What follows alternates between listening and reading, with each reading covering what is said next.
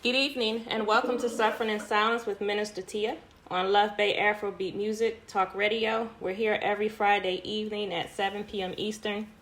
Luv Bay family, we are rising out of the ashes together.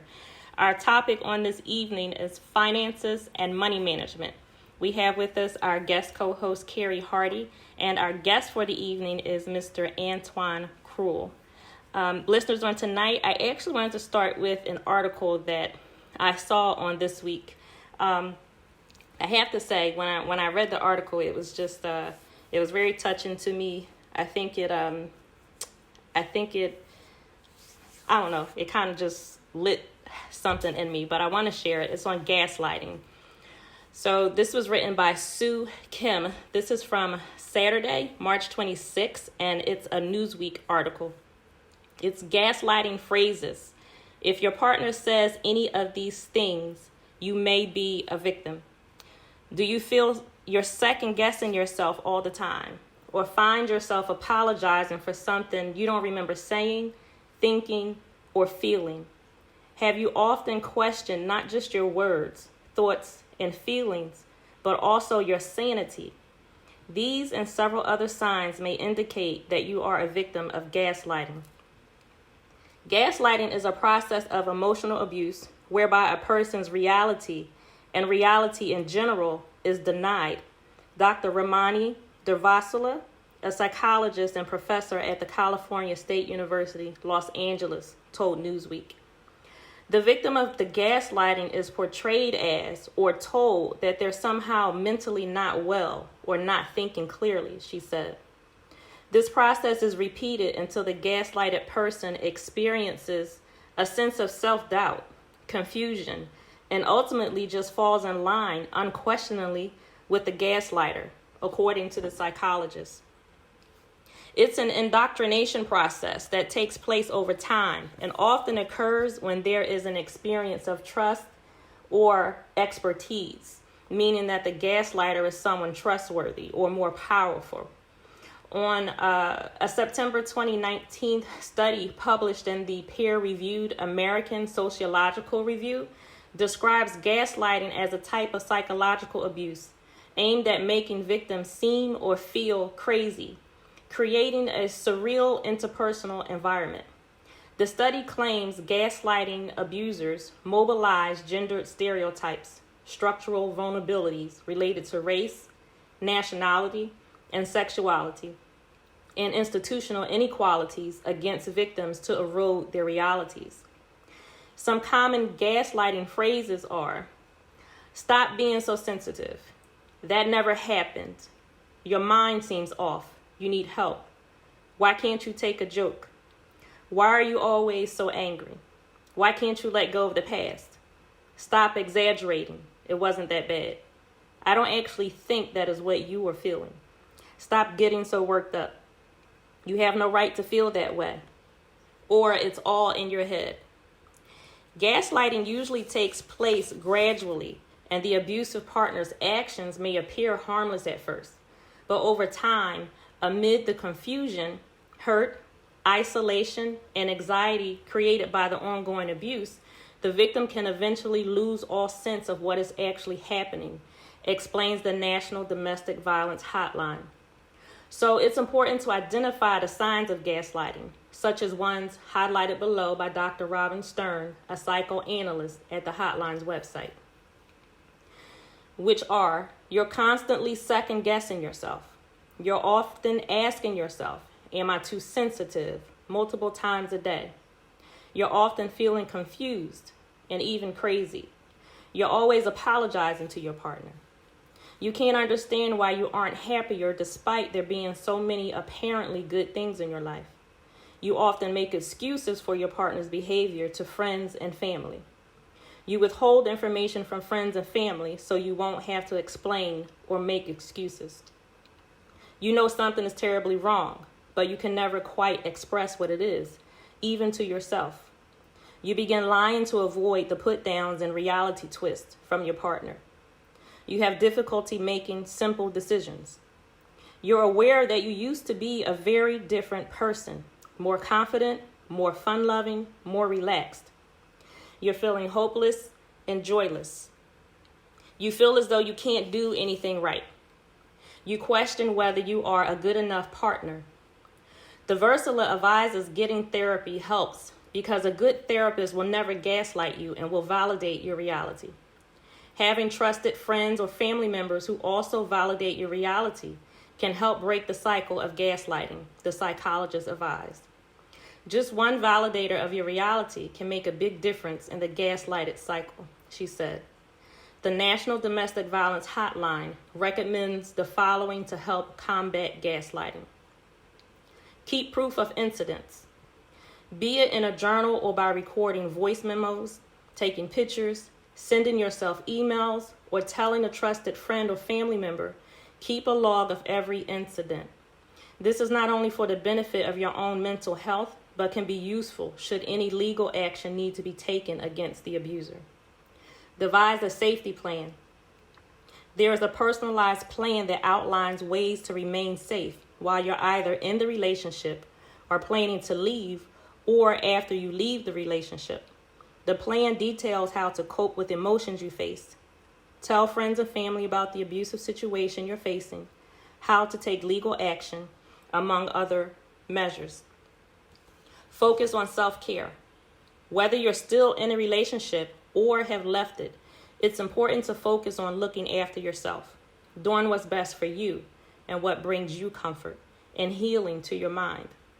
This would entail processing what's happened or is still happening and recognizing that your abusive partner is manipulating the situation by shifting the blame on you.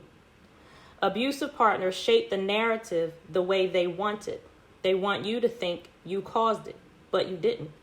For example, if you hadn't done this, I wouldn't have done that, the hotline explains. You'll also need to learn to trust your instincts again, allowing yourself to believe your own thoughts, feelings, intuitions, and decisions, which have long come into question due to the gaslighting.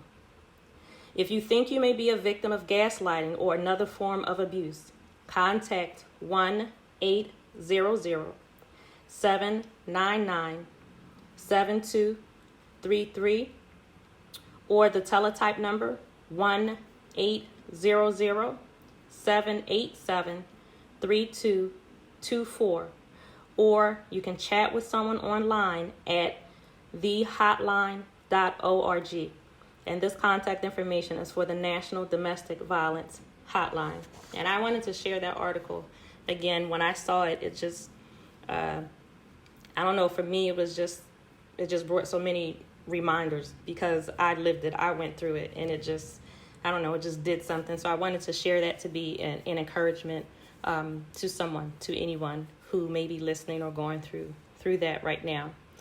So listeners, if you have any questions or comments for our guest or co-host, you can email us at sufferinginsilencedv@gmail.com. If you have resources that you would like to share with us on a national or local level from your country, community, your local organizations, or your faith community, you can also email us at sufferinginsilencedv@gmail.com. So Carrie, would you please take a moment and greet our listeners on this evening? Hi, good evening. My name is Carrie. I'm a creative writer who writes on the experiences of women. I specialize in trauma narratives, specifically through a feminine lens. And I actually helped Tia edit her book. And it was a really amazing experience. And I'm really happy to be here. And my email is imagesattainable@gmail.com. It's spelled phonetically. The word images, no space, the word attainable@gmail.com. And my Instagram is CarrieHardy23. Thank you so much, Carrie. Antoine, please greet our listeners on this evening. Say hello and tell Luv Bay who you are. Thank you, Tia. Hi, my name is Antoine Cruel. And yes, I'm a mean guy. No, just joking. But Cruel is my last name. I'm 53 years of age. I'm a resident of Philadelphia. I'm a husband. I'm a father of three beautiful women of color, ages 32, 26, and 16. Many years ago, I received my undergraduate degree from Widener University. accounting. My earlier career, did a lot of tax preparation for individual tax returns. Worked with franchises and athletic footwear and apparel. New startup and putting together business plans and getting funding packages. Done a lot of things worked with a lot of independently owned beauty salons and worked with law firms and as well as trucking companies.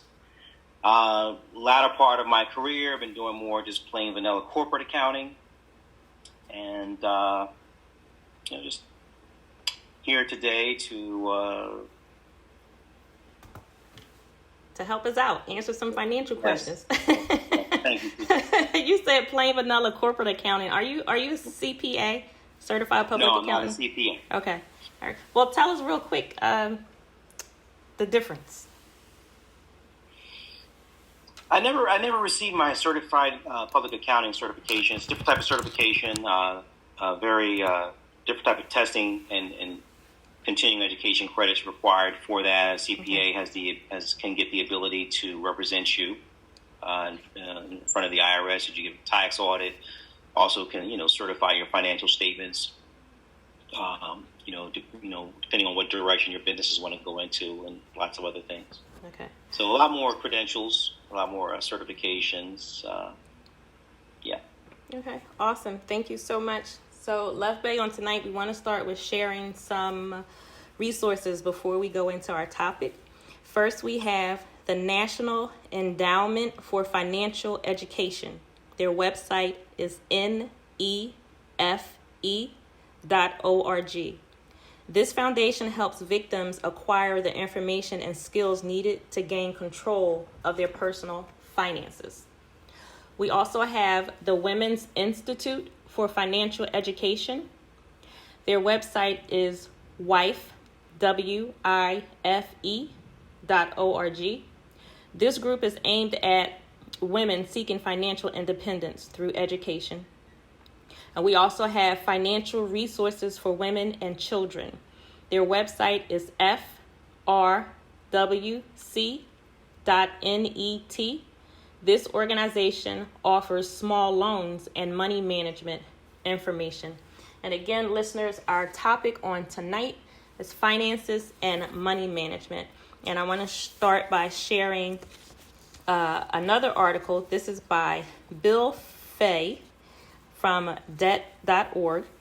This is financial assistance for domestic violence and financial abuse survivors. And after this, Antoine, I will ask you our first question on the evening.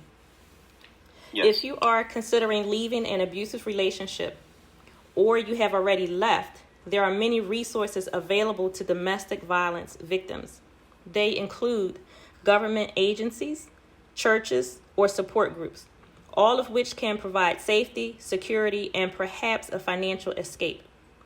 According to statistics from the National Coalition Against Domestic Violence, NCADV, there are more than 20,000 phone calls placed daily to domestic violence hotlines, and 20 people per minute are physically abused by an intimate partner. Unfortunately, money is the instigator in many situations that end up in domestic violence. Kim Pentico, director of the Economic Justice Program with the National Network to End Domestic Violence, said there's usually financial abuse in some context. The desire to control money can lead to a pattern of abuse and violent behavior. On the other side, one partner may stay in an abusive relationship out of fear that their financial situation will crumble. Financial struggles create barriers to getting or staying safe. The graphic nature of physical assault, sexual assault, willful intimidation, and other abusive behavior can be easily understood by anyone exposed to domestic violence. But financial abuse often operates silently compared to other destructive behaviors. According to the NCADV, between 94 and 99% of domestic violence victims suffer some form of financial abuse, although it isn't discussed nearly as much as other behaviors. Pentico said the financial disadvantage is so pronounced that many victims are being battered because they can't afford to not be battered. They see it as a choice between being battered and homeless. The NCADV said the intense need to control money is a red flag characteristic of an abuser. Victims sometimes feel they can't escape a violent relationship because they have no means to financially support themselves or their children. They have limited access to things like checking or savings accounts and may not even be aware of other financial investments or assets. If they attempt to solve the problem by seeking employment or looking for training to improve their job situation, they often face some other form of financial abuse. Things like imposing time restrictions that prevent the victim from getting a job, restricting spending for food, clothing, or transportation needed for a job, demanding that the victim quit a job or sign over every paycheck, forcing the victim to sign financial documents, opening credit card accounts without the victim's knowledge. The victim ultimately becomes financially isolated and often more dependent financially on the abuser. The decision to leave an abuser can be a difficult one. According to Pentaco, when survivors of domestic violence make an act of independence, such as leaving, their lethality rate increases by 7 times. The power in the relationship has been challenged, and the abuser often does whatever it takes to stay in control in those situations. If you have chosen to leave an abuser, create a safety plan that should include finding a new home and telephone number, securing emergency protective orders for you and your children, and contacting trusted family and friends to let them know about the situation. Beyond that, there is the need to establish a financial plan for survival, starting with the basics like food and clothing. The Supplemental Nutrition Assistance Program, SNAP, is a government benefits program better known as food stamps. It provides funding for food for qualified individuals and families.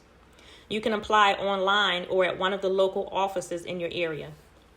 Another good option is to stop at the front offices for most churches and many social organizations who either have food pantries or access to one. Free or very cheap clothing is almost exclusively the province of thrift stores. The Salvation Army is the most widely known source for clothing, but churches and some entrepreneurs have gotten into the business as well. If you're in an abusive situation, it's essential to know how to establish credit and how to improve your credit score so you can avoid a potential disastrous financial outcome. The best advice, especially if you're plotting a way to leave. Number 1, request a free copy of your credit report from one of the 3 major credit bureaus, Equifax, TransUnion, or Experian. You can call free annual credit report at 1-877-322-8228 or go online to annualcreditreport.com. Space out your request. The 3 credit bureaus usually get the same information, so you'll get a full view by ordering one every 4 months or so. Number 2, check the reports and make sure your spouse didn't open any lines of credit in your name. If you suspect an error or fraud, dispute the information with the credit bureaus. Keep monitoring your credit report to make sure it's not being adversely affected by any actions unknown to you. 3, you must maintain a good credit history. For a successful new life, you need a good credit report. That's how you rent an apartment, obtain a new credit card, and get favorable insurance rates. 4, alert creditors if there's a change of address so you won't miss any bill payments. Remember that women who revert to their maiden name will not erase the credit history established under their married name. That's because credit history is tied to your social security number, not your name. 5, it's probably best to establish a new credit record under your own name if previous credit was held jointly with your spouse. If you turn existing joint cards into individual accounts, you won't have to reestablish your credit if you file for divorce.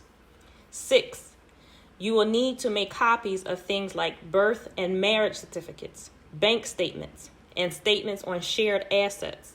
It will help to change your social security number and passwords on all accounts. 7, open bank accounts, savings and personal, for yourself. Make sure statements are sent to a secure address. 8, if possible, put money aside so you have something to fall back on when you leave. And last, number 9, don't take on more debt. Contact creditors and ask them to remove your name from joint accounts. It may help to contact a credit counseling agency for advice about nonprofit debt consolidation, especially if you have significant debt. And with that, Antoine, I will ask you our first question, or just ask you, can you talk about the ability to grow or rebuild your finances, how someone can start over, how you can start from where you are or literally start over, that it can be done? I agree. It can be done. We can't say tomorrow. We have to start now. And we start small. And, how do we get there? Consistency and discipline. Consistency and discipline. That's how you get anywhere in life, whether you want to come out of a storm and recover, such as we're talking about, whether you want to, you're having health issues, you want to, change your life physically as far as your health or everything, you want to become closer to God. A lot of things are, just consistency, consistency. So, yeah. So I think one of the things is putting money aside, I think, establishing an account at like a PNC bank. I know we're in the East Coast, so a PNC bank might not be a favorable choice. They have a lot of, fees and so forth. So find a bank that's appropriate for you. I think PNC Bank, what is the average? They want you to have $2,000 or something, or $1,500 average balance in order not to have any fees and so forth. So that's definitely not a bank to go to for that. So please find a financial institution that can meet, the type of average balance that you have, so that when you do start small, you don't have to worry about, additional fees and so forth as you are growing. It might be $5 a pay. It might be $10 a pay. You do you, but be consistent and start. And as time progresses, try to increase that. We can do budgets. We can perform budgets for ourselves and see how much leftover money we have every month. Disposable income. Find out what our disposable income, what that extra money is every month. And then once we stabilize a little bit and we can see what that disposable income number is, we can put a little bit more towards savings. So, yeah. Well, I'm glad you said that too. You can start with $5 or even $10, because I've talked to some individuals who feel like I need to have a few $100s a month extra to start saving, and you don't. I remember starting with $2. I remember and I'm not putting it in the bank because I didn't want my ex-husband to have any access to it. I had to start to take care of myself and to make a plan for myself. I started saving $2. I would just whenever I could just put it away, I would just put away $2. And then when things began to really change for me, I remember when I got to the point to where I was saving quarters, literally quarters. We something happened to the washing machine in the house. It wasn't working, so I had to go to the laundromat. So I used that to my advantage. When I went to the laundromat to wash clothes, he didn't know what I was doing. He didn't know, how much I needed or, how many loads I was washing or whatever. So I would save quarters from that. And whenever I got to $5 in quarters, I changed it. I gave the change to the laundromat attendant and I got a $5 bill and I saved that money. And I always kept it on me. I wasn't, at that time I wasn't able to have a separate bank account. So I saved that cash. And I say that to say, I know what it's like to have literally nothing and try to make something out of nothing. And so I really want to encourage someone, and I want to let you know that, you can do it. it can happen. You know, I went through all of that, and then I finally I was able to get back to work and start a job. But I know what it's like to not have, and to literally be in a position where you're counting change. So I want someone to know and to understand whatever you think you have lost, whatever you have actually lost, whatever you think you will lose, you can get it back. It will take time. It's scary. It's hard, but you can do it. So the next question I wanted to ask you, like, what are some ways that individuals can establish credit when they are trying to rebuild? What are some ways that would make that possible? So I'm going on the assumption that this is a person who has little to no credit. Yes. And as a result, I think there's a lot of room for growth. Now, when you get credit for the first time, it's like, I think it's a low score, like 600 or six really low 600s. And that's only because it's just the way that they calculate it. It's just the way that they calculate it. Ways to, I prefer Credit Karma. You know, it's free signing up. And Credit Karma, because they are taking money from a lot of the credit card companies and so forth and advertisers. Credit Karma will list potential companies who will give you credit, like credit cards, for example. And I like that because they'll say, they'll rate them. You know, they'll say this is a very good chance, very good chance these individual companies are going to give you a credit card. This is a good chance, and this is fair. You know, this one's a fair chance. So they'll rate them in 3 different categories. So, and also some might charge a fee, an annual fee. Some you have to look at the details. But you can pick one. You can just push the button and pick one. You don't want to pick too many. Just pick one. Just one. If you apply for too many, credit items, then it has a negative effect on your credit history, on your credit report. But I like that feature. So yeah, you can pick the one that you're most likely to get. And if you have to pay a fee, if there's a fee, if that fee meets your budget, if you can afford that, go for it. Mm-hmm. Go for it. If you have little to no credit, you can raise your credit score in 60. I think it's like 60 days, like 2 months actually. No less than 30 months. You can go to a 774 quickly if you have little to no credit. Mm-hmm. You'll need at least 2 creditors, 2 credit cards, maybe a store card or just 2 credit cards. But again, Credit Karma would give you excellent choices, in my opinion, for free. So then my next question would be, how can someone improve their credit score? But again, using my personal example, it wasn't that I didn't have credit or that I needed to establish credit. It was that my credit was ruined by my ex-husband. When I left him, my credit score was 528. And I remember 528 because that's my birthday, May 28.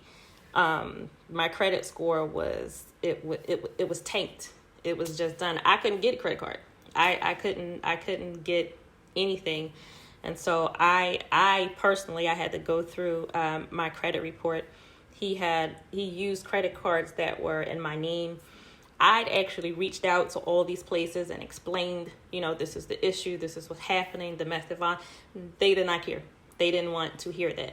Anything that was in my name that had my name on it, I had to make sure that it was taken care of. And so my next question to you is can you give advice on how someone can improve their credit score? So so definitely you need credit counseling, a qualified credit counseling. And typically what they can do is they can advise you on what to do, and they'll take care of the majority of everything. Now, everyone's situation is different, but the majority of the situations, the majority of the masses, they can remove a lot of that. And they can remove a lot of it. I wouldn't. They know the legalities, and a lot of that can be removed. I think I used, I was divorced in the past, and we had to file bankruptcy, and I was able to come out of it. Mm-hmm. I did use credit counseling services. I used a friend of mine who has his own business in New Jersey, Michael Thurman at Capital Sense Funding, mm-hmm. and I was able to take my credit score from a 680 to a 780. 780, yeah, in a pretty good amount of time. Nice. So I don't know a lot of I don't know. So I don't know if every credit agency is reputable, but I know the one that Michael uses is very reputable. So I would recommend giving. He's in New Jersey, giving Michael Thurman at Capital Sense Funding a call. Do you have his number, his contact information? Yeah, he's in Pensacola. No, his office is in Mount Laurel, New Jersey. 267-575-4786. 267-575-4786. And so for me, I never considered credit counseling or financial counseling. I just didn't think of it. Not that it's not a good idea. I don't know. I just took it on myself. I just felt like I need to get through this, and I just need to, buckle down and get it done. I had 3 creditors that I owed money to, and I didn't have to do anything. They were wiped away. Okay. Well, awesome. I thought I'd be spending years paying them off, and no. So I was able to get all that fixed.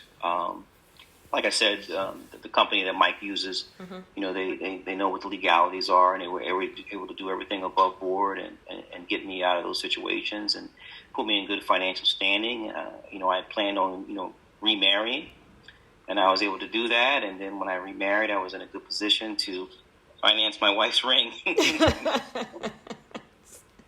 Oh, yes, I've seen that rock. Y'all, that's a huge rock. I'm just saying. Thank you. Well, I am glad you were able to do that Mike helped you do that. I was able to finance it with, a lot of that zero, that zero interest stuff. And I'm still paying on it. But again, it's been almost 2 years and I've paid no interest. Mm-hmm. And that was only because I was able to get a higher credit score to qualify for those. And if I didn't have that high credit score, I'd be paying $300 a month in interest. Mm-hmm. I have not paid any interest. And that was because I had a high enough credit score to qualify for these things. It actually saved me money and helped me move on to a different chapter in my life. But, after getting divorced and so forth, I didn't give up. I didn't say it'll never happen. I said, have to start, doing a little bit of time and make, it's today, not tomorrow. Right. And I think that speaks to the issue of not running away from the problem. You have to deal with it. It is what it is. And I would say, and I would encourage anyone, don't feel bad about it. I mean, it hurts. It sucks. All right. Now you do what you need to do. For me, I was beyond angry for a good bit because I felt like if I make mistakes, if I mess up, if I do something wrong, I take it on the chin. I deal with it. But literally, I was struggling financially because of what somebody else did in my name, and I was responsible for that. But I had to bear down, move past that, and deal with it. So no matter how the situation has occurred, all you can do is what you can do. You take small steps, and you move forward. I want to share some more resources, and then Carrie, I'll go to you for any questions or comments that you may have. Luv Bay, we want to welcome you again to Suffering in Silence with Minister Tia on Luv Bay Afrobeat Music Talk Radio.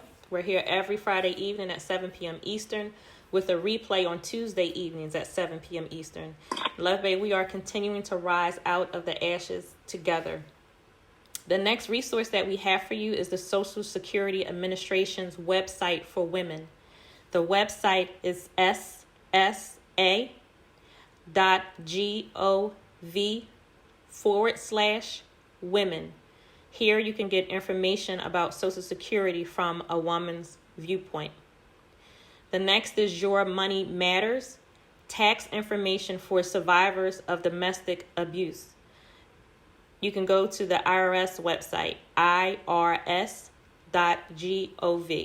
This is practical information from the Internal Revenue Service.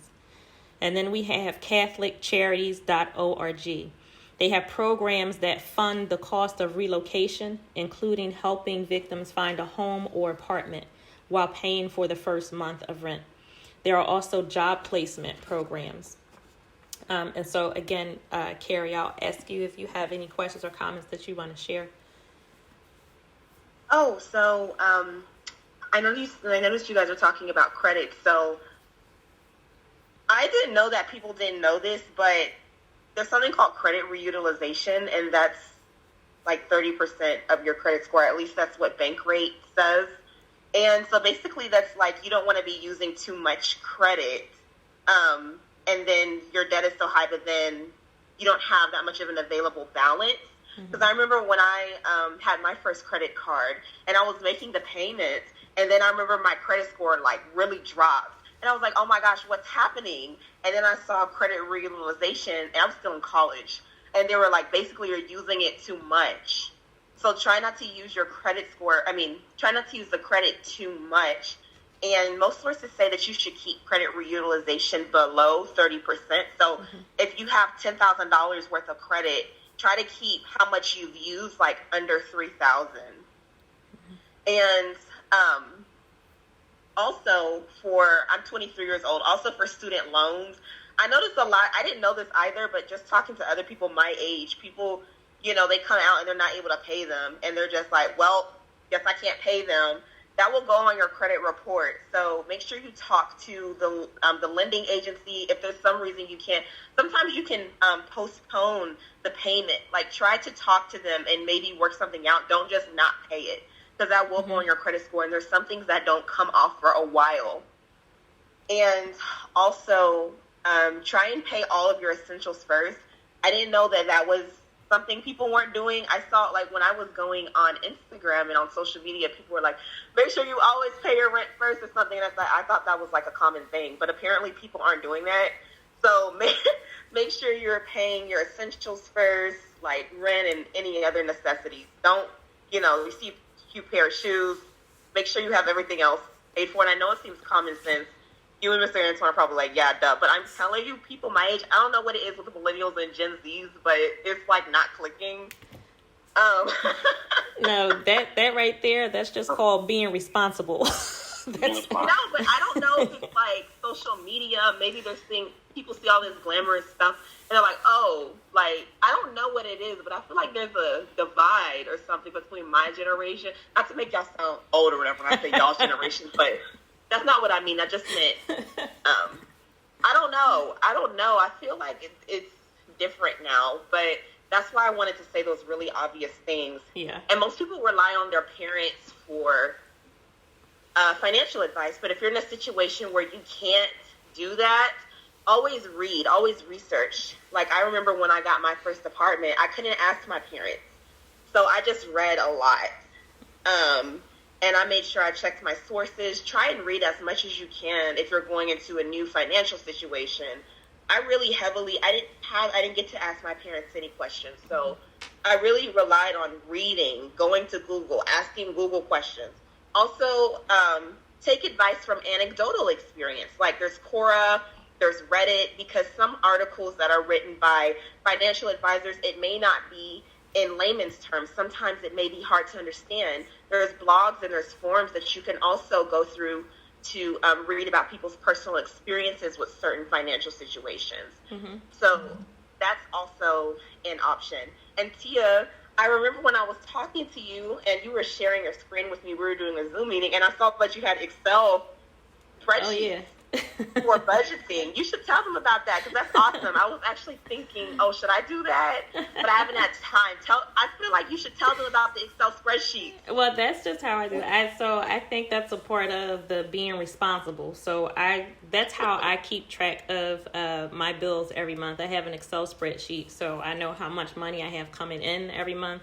I know what my bills are, and when there's something for me to pay, I have things color coded. So I know if I pay for something with cash, if I pay for something with my credit card, and I have everything listed. So that's just how I keep track of everything. That's how I budget, and everyone should have a budget. If it's not an Excel spreadsheet that you use, keeping track of your expenses, I don't care if you have a black and white composition book where you just write down everything. You need to know how much money you have coming in. You need to know what money you have going out. You need to know what are your essential expenses. You need to know what you can do without. And all of that, I think that goes back to being responsible. Absolutely do not ignore your bills. If they're coming, they're coming. Do not ignore them. If you can't pay it, then you contact the creditor or whomever it is. Work out arrangements if you can, but don't ignore it because it's not going away. Ignoring it is just going to make it worse in the long run. So, Antoine, you wanted to say something? Carrie brought up some interesting points. Actually, in order for your credit score to go up every month, you want to pay your credit cards down to zero. It will continue to go up. So if your due date is the 18th of the month, on the 16th of the month, pay that thing down to zero. Use your credit card for your groceries, for everything. Don't use your cash. Use it for your gas, your anything you can use it for, your car insurance, whatever. Again, do a budget. Don't spend more on the credit card that you have. I'm just trying to say, instead of using cash out of your debit or your bank account directly, which you would stay on your budget, but use the card instead of your debit card. Use the credit card. This will and pay it down to zero right before the due date, the day before the due date. Don't do it the due date. Make it the day before the due date, one day before. So in case there's a hiccup, it'll always be on time, and that way the credit bureau will always keep you mildly going up. But when you do, even though if you do stay underneath utilization, you still will go down because you will have an outstanding debt in your credit score. The way that they do the math goes down. It's based on your credit history. How long did you have these credit items? How long have you had them? What is the credit utilization? Is that part of payment history? The different types of buckets. Revolving credit. The credit cards are in the revolving credit category, but student loan is in a different bucket. Car loans are in a different bucket, and I think I don't know. There's different buckets. So by having different buckets, having items in a different bucket, they're calculated slightly different, and those also help keep your credit score high. Yeah. So having a car loan helps keep your credit score high because you're making those payments on time and so forth. Even though it's a debt item, you're making those payments on time. It's in a different bucket. It raises your credit score. But credit cards, pay them to zero. It's in a different bucket. You must pay down to zero every month, and you'll see your credit score is mildly going up. Credit cards. And so, yes, Carrie. Oh, and I just wanted to say, Tia, I know when you were talking about everything you went through with your ex and your credit score was at 528, I do not want you to feel that bad because I have heard worse, and that's just people really not doing what they're supposed to do, have had way worse. I know people who have had way worse credit scores than that. And they weren't even in any type of turmoil. No, well, I'm good now. It actually, so yeah, that was. My credit score was 528. And for some reason I checked it the other day. I don't know why, but my credit score now is 790. I went through my all of my debt, and once I just got past that notion, that anger, and I just focused because I had to do something about it. What I did to clean up my credit report, I took the smallest bill and I made arrangements to pay for that smallest bill. When the smallest bill was taken care of, then I moved to the next highest one. And that's how I cleaned up my credit report. I just took one at a time. I didn't let it overwhelm me because there was absolutely nothing I could do about it. I couldn't do it. I contacted each creditor. I let them know, this is what happened. It's, it is what it is. I can't pay you. I can't pay you anything. And I just let it be. But I had my plan of how I was working on it. And so I just took one bill at a time. And before I knew it, my credit score was good. And I've been able to just keep moving forward. And so, again, I want to be encouraging to listeners. I don't care where you are. I don't care how it started, how you got into it. You can get out of it. I was destroyed financially, but you are not over. It's not. So if it's bankruptcy, if it's somebody ruining your credit, if it's somebody destroying your assets, it's not over. You just have to sit down, calm down, and put a plan together. If it's financial counseling, then you do that. If you can sit down and if you can work through it yourself, you can do that. If you need to reach out to others, you need to educate yourself. Whatever you need to do, do it. But you are not financially over. And you know what? Sometimes things just happen and you just have to start over. But it's not impossible. You can not financially over, not impossible. It's not. That's right. It's not financially over. So yeah, I'm happy with my credit score. I would like it to be higher. I think just because I just want to see the number. I think just because I just want to see a higher number, but I'm good. I let it go. I couldn't keep saying, he did this to me and just sit there. I had to chalk it up and move forward. No pity party. Yep. Make a plan, move forward. Look, I cried when I needed to cry, and then, had to get it together. So now, Antoine, I thank you. I want to ask you about the importance of having a savings account, the importance of a 401k and Roth accounts. Some people, don't understand what they are. And though I knew what they were, for me, the first couple years that I was working after I'd gotten out of my abusive relationship, I couldn't add to my 401k. I couldn't. I needed my entire paycheck to take care of myself and my children. So immediately I couldn't start adding to it. But can you explain, to listeners exactly what the 401k and Roth accounts are and the importance of saving? Roth accounts I forget about, but 401ks, yes. Basically, if you it's money's taken out pre-tax for your retirement, and we have to start saving for our retirement now, not later. And a lot of our employers will match us. So if you put in a certain amount of money, they're going to match it. And then some people are going to limit themselves. Well, if my employer is only going to match 3%, so I'm only going to put 3% of my pay in. No, this is for your retirement. You can put 5-10% of your pay in, and don't just put in the amount that your employer is going to match. Oh, my employer is not going to match anything. My employer matches 0. Why should I bother? Put money in there. We all going to retire, and Social Security is getting smaller. We're going to need more money in order to retire. If they take out, say they take out $100 out of your pay to put into the 401k plan, you would think that your paycheck's going to be $100 smaller. No. It might be $25 smaller. And that's because it's pre-tax, right? Correct. A lot of other things are going to be, because they take that out pre-tax, a lot of other calculations come smaller. Your federal tax comes smaller. All these other things come smaller. Your paycheck's not going to be $100 smaller. It's not a one-for-one thing. So don't be afraid to put money in there. Oh, my paycheck's going to be $100 smaller. No, you'll be surprised. It's not going to go down as much as you think. And you'll pay less taxes at the end of the year, and you'll give the IRS less money, and yet you're saving for your retirement. Start small. See what I'm talking about first, but every year, inch it up every year. Just start. Just start. Some companies nowadays, they just automatically start you into the 401k plan, whether you want to or not, at like a 1% or something, like 1 or 2%. It's a default. It's an automatic default. You have to tell them no. So a lot of companies are doing that now. Automatic. If you do nothing, it automatically happens. Because it's your money anyway. Right. And I wanted to emphasize again the importance of a savings account, because you need cash on hand. And Antoine, what is it? I think you should have 6 months of your living expenses saved. So I mean, and you. If you ask my wife, she wants a whole year. Well, I agree with that. So very frugal. She's very good with her money.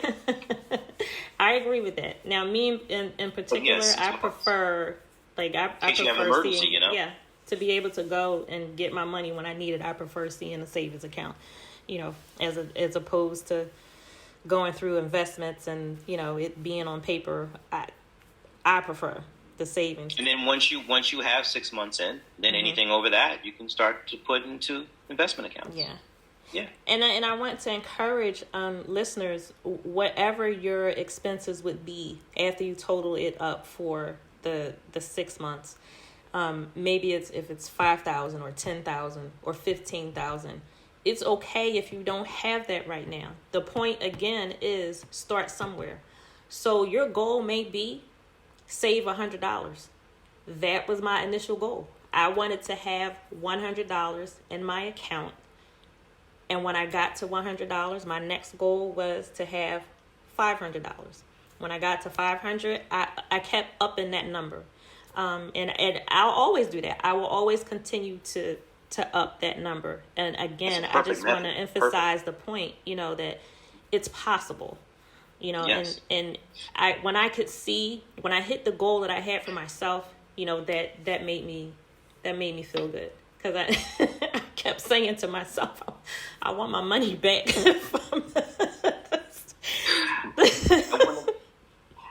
Wow.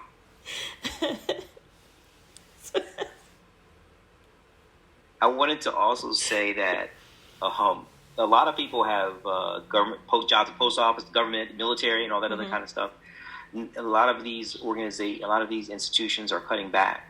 Some of the state agencies are, those old-fashioned pension plans that really, you didn't get a lot. Your uncles, your grandparents, your parents, they didn't get paid much salary-wise, but that pension when they retired was awesome. Mm-hmm. It's not. Some of them are backing away from that. So the pensions aren't, for the younger generation, might not be as fluffy. So again, they're going to have some alternative savings, whether it be other types of retirement plans that they might have to put their savings in off to the side, in addition to that employer if it's a government agency. So the landscape is changing. So we all have to, just because you got a job at the post office, just because you got a job with the city or with the state, get with a financial planner, somebody these new plans might not be enough to live off of when you get older, to retire. Mm-hmm. So you being able to save and put additional money away for your retirement might be the key. You might have to see a financial planner. If anybody in your family using a financial planner and they feel that you're good, maybe you need to give that financial planner a call. Mm-hmm. And I just want to address one more time to that person who may be in a situation where you need to save money, you need to put money away that your partner does not know about. If you are in that abusive situation, I want to encourage you that it can be done. I want to encourage you to think outside of the box. There may be places in the house where you need to hide money. It may need to be outside of the home, but you have to think. Think carefully. If there is someone whom you can trust to leave money with, then you do that. I knew for sure that I could leave money with my mother.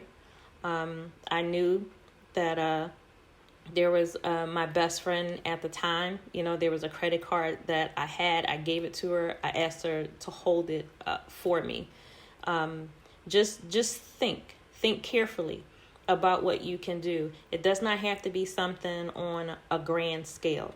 It does not have to be something that you make announcements to everyone about, and we're talking about your financial safety. So maybe there is a little place in the closet, in the kitchen, in the basement, wherever. Just make sure it's secure.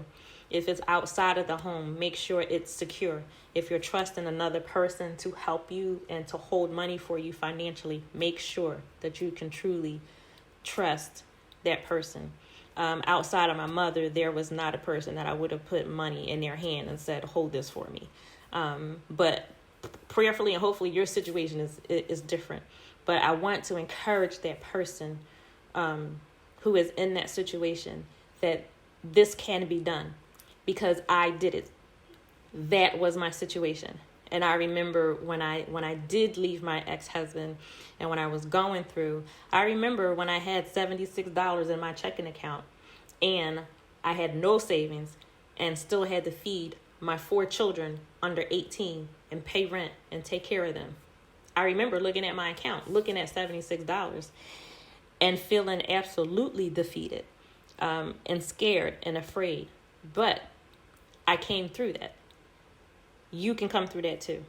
When I say it's not over, it's not over. I'm not blowing smoke. I'm telling you, it is absolutely possible. I did it differently. As I said before, I didn't go through the financial counseling that, Antoine did. But whatever you do, there is a pathway to success. You just have to calm down, and you have to think clearly, and move forward.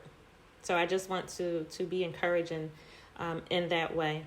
And Antoine, I want to give you the last few minutes. We're coming up on the hour, and Carrie talked about it before, but as an accountant, I want to ask you if you would address the importance of being responsible and living and operating within your means. If you can't afford a Mercedes, you shouldn't be driving a Mercedes. If you cannot afford that 11, 12 bedroom house, you need to downgrade.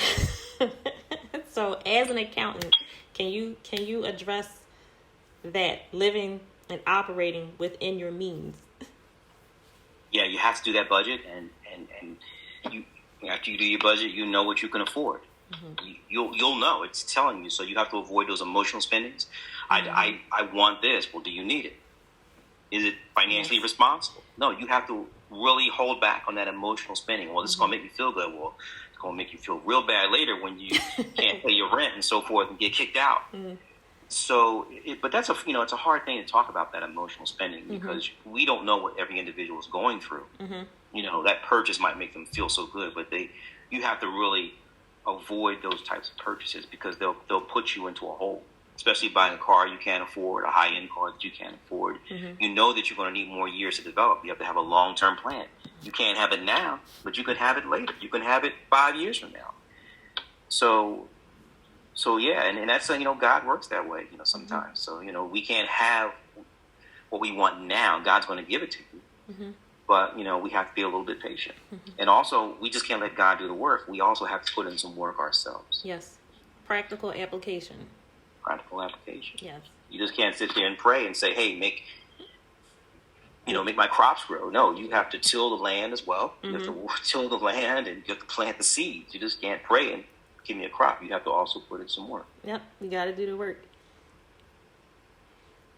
What else? Yeah, that's just be responsible. Like you said, it's a very good term. Living in your means. Also, if you are trying to build your credit report, you have a credit card, and you're having a hard time really building it. If you have a family member who's buying a washing machine, or a friend, have them give you the cash. You go to the store with them, they give you the cash, and instead you use your card. Mm-hmm. And you pay that off before the end of the month. Mm-hmm. But you get the cash in your hand. If it's like the washing machine is $500, you get $500 cash from them. You pay for the washing machine with your credit card, and you take that money and you pay that off before the due date. Awesome. Lots of little tricks to raise your, get some activity to raise your credit score. Mm-hmm. So, Carrie, you want to close us with your final comment? Oh, I just want to say, for women who are dealing with financial abuse, I just want to say it's a red flag if there's reckless spending going on, mm-hmm. and the reason he's giving you is that he's trying to reinforce his identity or his masculinity. That's a red flag. Mm-hmm. So even if you are a stay-at-home mom, he should be talking to you about any type of large expense or any type of loan he's taking out. Mm-hmm. I would say, I'm more egalitarian in my approach to romantic relationships. I know some women feel like, he's the head of the house and financial decisions are primarily his, what word? See, I can't even say it. But well, I do understand what you mean. Yeah. So, yeah, okay, so that's the belief. Okay, that's fine, but just make sure he is at least, I would say make sure he's running it past you. I feel like he should at least be consulting you, or like, oh, let me see what wifey has to say. At least, Yes, so there should be a conversation. So even if you have the thought and the opinion that my husband is the head of the household, there should still be a conversation. No matter who does what, whoever is spending, whoever is paying, literally paying the bills, whoever is bringing in money, it doesn't matter. When two come together, there should be a conversation. It should not be you telling me what's going to happen with my paycheck. I'm not telling you what's going to happen with your paycheck. We actually sit down, we have a conversation, we come to a compromise, we come to an agreement. It should not be one over the other. And it should not be, I am putting my entire paycheck into this joint account. I'm bringing my paycheck into the home and you're telling me what I can or can't do. Male or female, it shouldn't be that way. So there should be equal conversation. So even if you have the thought or the feeling, well, my husband is the head of the household and God is holding him accountable. Yes, and I agree with that.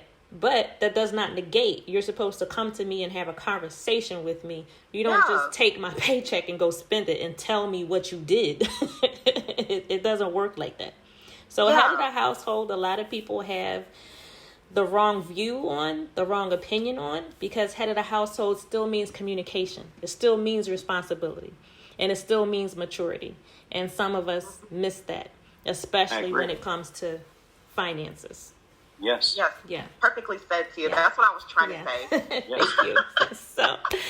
So we are at the hour. Luv Bay, if you want to catch up on previous episodes from the program, you can visit our YouTube channel, Suffering in Silence DV.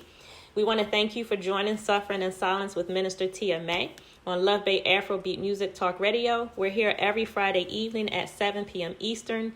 Luv Bay, we're rising out of the ashes together. Thank you again to our co-host, Ms. Carrie Hardy, and our guest for the evening, Antoine Cruel. Thank you all. Good evening. Thank you.